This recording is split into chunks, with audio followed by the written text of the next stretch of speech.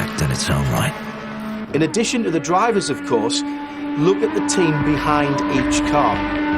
With the 3 car, with McNish, Dindo and Tom, you've got Howden. He has got all of the experience. And, of course, he's won the race before. The 2 other lead engineers, they are not as experienced in terms of leading a team. I started with Audi in 2007 as an assistant engineer to Howden Haynes. Prior to meeting H, I'd never done anything at this level. I'd done analysis before, but on nothing like this kind of car. I've treated Lena like an apprentice, you could say. You know, you want to bring people in, I would say bring young people in, because that's older than me, but, you know, you bring someone up from the beginning and sort of turn them into a race engineer that we feel we need, you know. We felt that she was ready to take on that role of lead engineer of her own car. The decision to elevate Lena was ultimately made by Dr. Wolfgang Ulrich, the head of Audi Sport. Over the last 12 years, Dr. Ulrich has built a long dynasty. From the outside, he appears a stern figure, but his icy glare hides a deep passion for his racing team. The general impression people get is of a very cold, regimented individual. He likes things to be precise. He's motivated to win without question. But on the other side of it is the sort of very much a human side of it. And he's very close with his drivers. He puts the arm round the shoulder when need be and gives the kick up the backside when need be as well.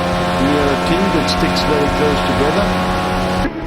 Each one supports the others. And this is something that was building up through the years.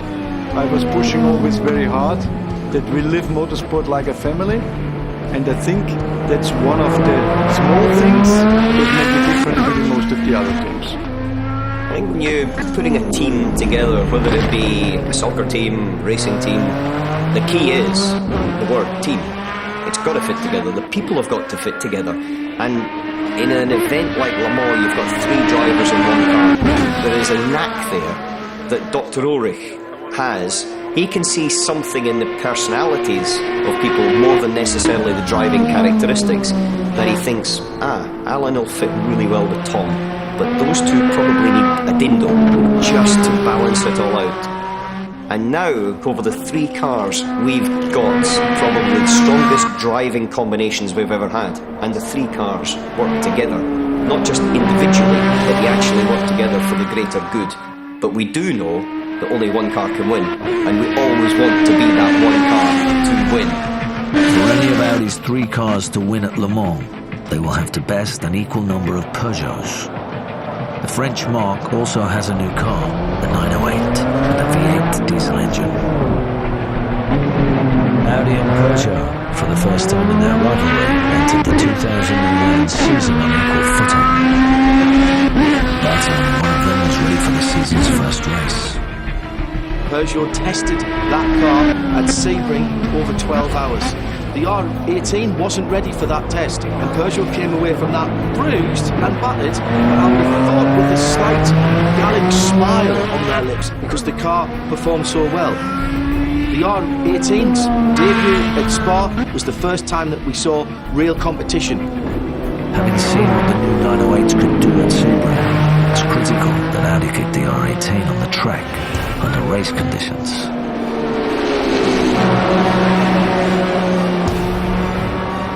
Early in the race, though, Alan McNish's eagerness costs him.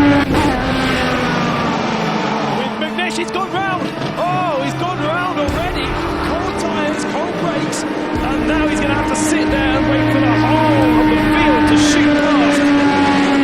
The problems multiplied, and the R18's maiden voyage was a disappointing one for the Audi team.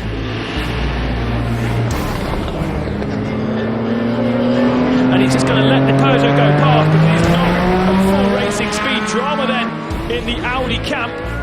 In Spa, we had a car that showed quite some potential from speed, but we didn't make several things run as they should run. It was just not a perfect weekend for us. That's a new rear end going on an Audi. Spa was not a good race. Everything that could possibly go wrong had gone wrong. 2 minutes to go. 2 minutes to go, and Marcel Fassler's brought the 2 car in. splash and dash. Audi couldn't have got their calculations wrong, surely. Very, very strange indeed. Partly down to preparation, partly down to new car and teething troubles. It was very tough though, very tough. The first time we saw Audi and Peugeot go head-to-head, and very much a commanding victory from Peugeot. They've had the pace over Audi throughout the race, and the next time we'll see these cars will be at the famous Le Mans 24-hour race. And that pretty much says it all, doesn't it? Peugeot happy, Audi still slightly pensive.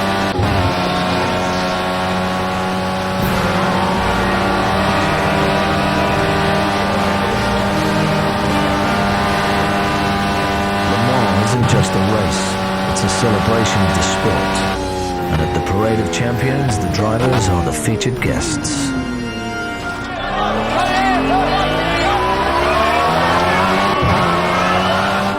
It may be hard to believe, but the world's greatest endurance race is actually run, for the most part, on public roads. It's officially called the Circuit de la Sarthe. At 8.5 miles long, there's plenty of everything, including speed.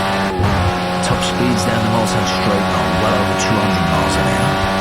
Contrast that with the 50-mile-an-hour speed through the trickier curves. When you go in the S-Porsche, it's just crazy how quick it is. And the feeling you have in the car with the G's we take in the corners is just amazing. If you take a roller coaster, you know, when you just finish the roller coaster and then you say, okay, I want to do one more time. And here it's took 24 hours. The race at Spa is cause to concern. The car showed promise, but promise alone won't win at Le Mans. And a battle with Peugeot looms. In a racing environment, you really don't know how you match up to your competition until, let's say, the first qualifying session. That is where kind of the truth comes home, you know. The truth is, the RA teams were specifically engineered to endure 24 hours on this track.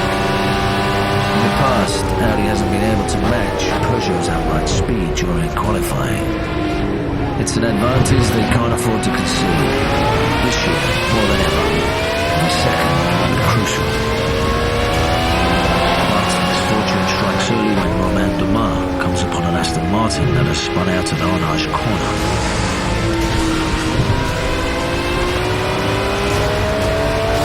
An accident in qualifying is not unusual for Le Mans. Every driver wants to be the fastest. That's a second shunt for Audi, this time with Tom Christensen behind the wheel. Proves worrisome.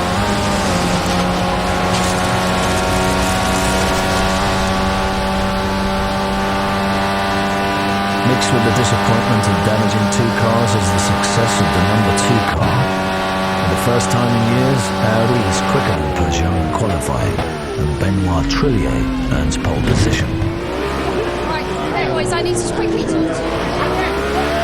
It was not intentional. I mean, a pole at Le Mans is brilliant, but it's not going to win you the race. But I still didn't know we had pole position until I noticed all the photographers with our drivers, and I thought, there's something going on here. All the journalists were there, like pole position, we're like wow, but it didn't feel like okay, you know, we were gunning for it, and our main focus was for the big one, for the race.